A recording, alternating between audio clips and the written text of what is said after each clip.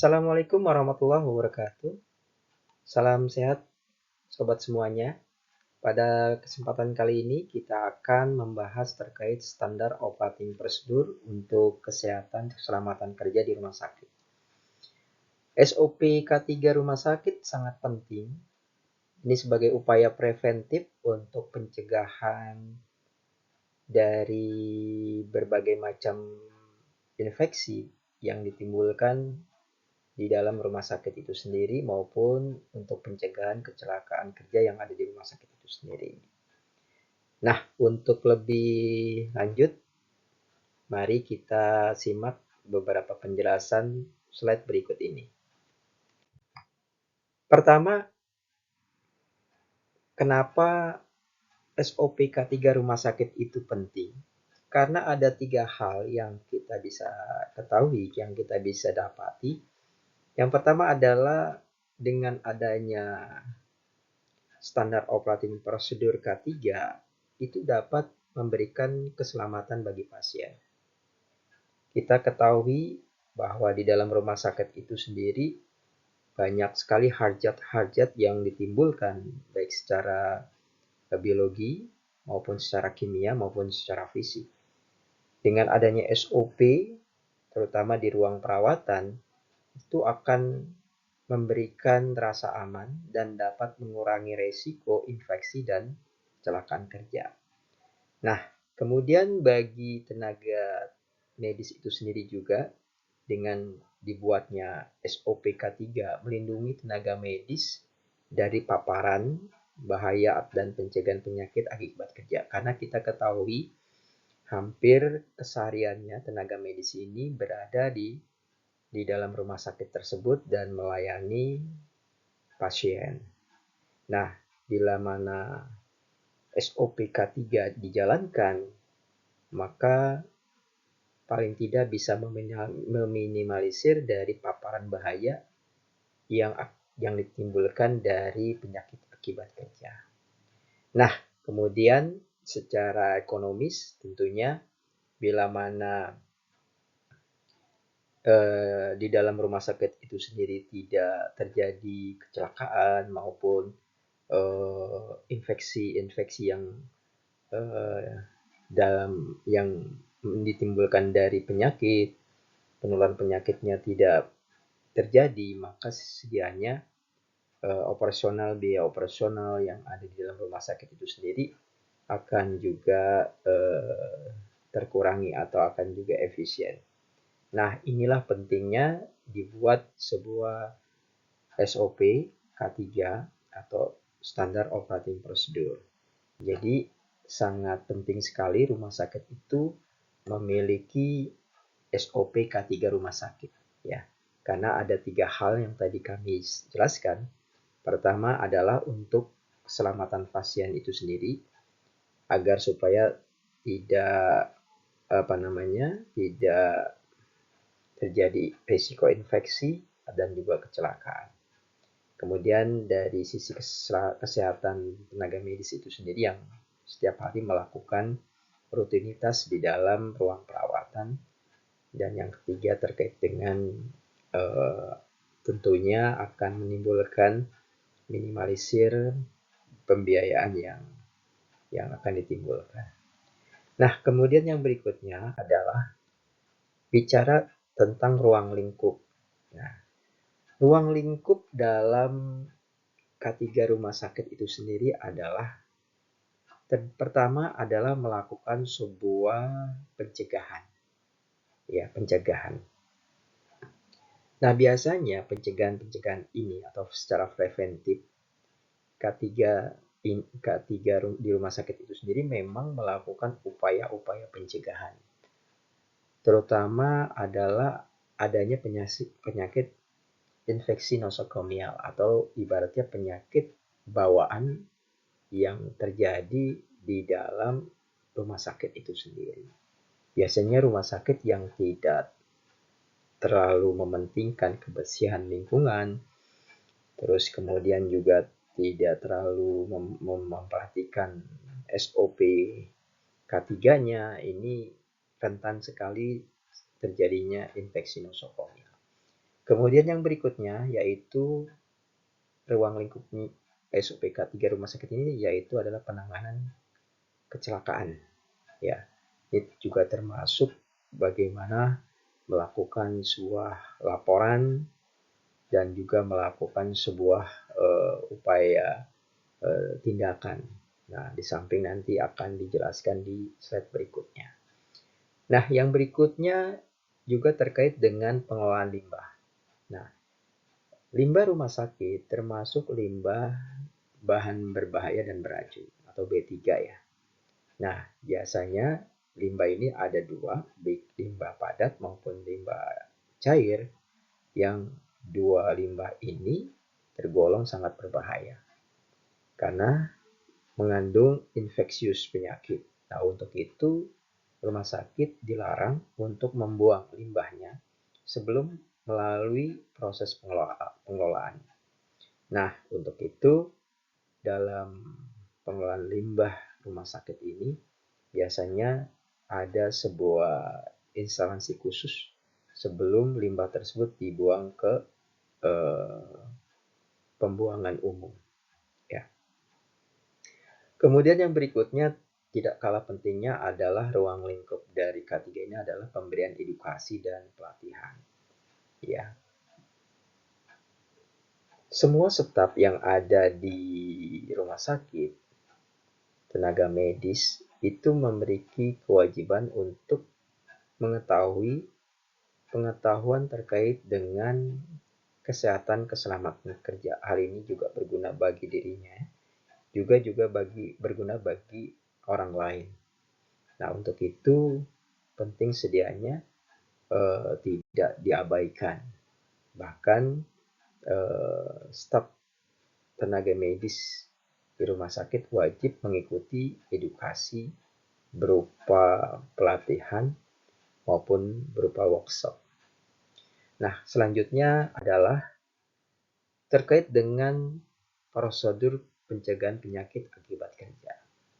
Nah, jadi di sini ada beberapa urutan bagaimana kita melakukan pencegahan penyakit akibat kerja. Pertama adalah kita secara pribadi masing-masing melakukan upaya kebersihan diri. Nah, kebersihan diri ini secara sederhana yaitu dengan melakukan cuci tangan, ya, melakukan cuci tangan dan itu dilakukan secara rutin, baik ketika sedang menangani pasien atau setelah menangani pasien. Kemudian untuk beberapa penyakit yang menular, sedianya juga harus diantisipasi dengan adanya pemberian imunisasi. Nah, setelah itu tidak lupa pula melakukan penggunaan APD, alat pelindung diri. Jadi kalau bagi tenaga medis yang memang berketempatan kerjanya di lokasi-lokasi yang rentan dengan penyakit-penyakit menular, maka sedianya dia harus melakukan safety bisa dengan menggunakan baju khusus ataupun dengan memakai masker yang secara medis itu bisa terjaga dari penularan penyakit tersebut. Nah, yang terakhir adalah pengendalian radiasi. Nah, pengendalian radiasi ini juga sangat penting karena efeknya juga sangat fatal, terutama bagi tenaga medis ataupun pengunjung yang akan melalui lokasi-lokasi ruang-ruang yang di sana ada tingkat radiasi seperti ruang radiologi dan sebagainya. Nah, ini juga penting untuk dilakukan sebuah upaya pencegahan, entah itu berupa pemberian peringatan, entah berupa pemberian beberapa pembatasan ruang dan sebagainya. Oke. Kemudian yang berikutnya adalah yang tadi pencegahan, sekarang penanganan sesuatu kecelakaan kerja yang terjadi di rumah sakit. Ada 4 hal yang harus dilakukan. Pertama, ketika kecelakaan itu terjadi, maka harus pihak-pihak yang mengetahui kecelakaan itu harus memberikan laporan, harus melaporkan pada pihak-pihak yang berwenang. Paling tidak kalau misalnya terjadi kebakaran secara otomatis, maka pihak yang mengetahui harus segera melapor kepada pihak pemadam kebakaran. Ataupun bila mana terjadi ledakan-ledakan tabung ataupun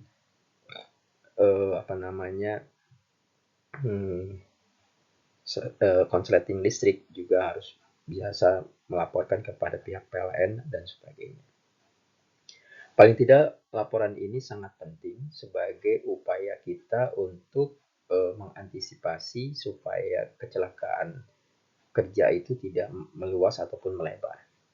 Kemudian yang berikutnya, bila mana terjadi korban, nah ini juga penting. Kita harus melakukan upaya pertolongan pertama, ya. Biasanya di beberapa unit tertentu atau ruang tertentu disediakan kotak P3K. Paling tidak untuk beberapa kecelakaan ringan itu dapat diantisipasi. Nah, demikian untuk pertolongan pertama yang kita juga harus lakukan bila mana kita harus mengetahui ada korban yang terjadi. Nah, setelah itu, setelah kita lakukan pertolongan terhadap korban, maka setelah kejadian itu kita akan melakukan upaya evaluasi. Apa sih penyebab terjadinya kecelakaan itu, ya? Apakah karena memang over capacity ataukah memang karena kelalaian atau human error, ataupun karena memang belum tersedianya sebuah aturan main atau prosedur atau SOP tersebut. Nah, ini harus dilakukan evaluasi. Setelah dilakukan evaluasi, maka dilakukan rekomendasi untuk perbaikan ke depannya supaya hal ini tidak terjadi di masa-masa yang akan datang. Ya, jadi demikian untuk penanganan kecelakaan kerja yang terjadi di rumah sakit.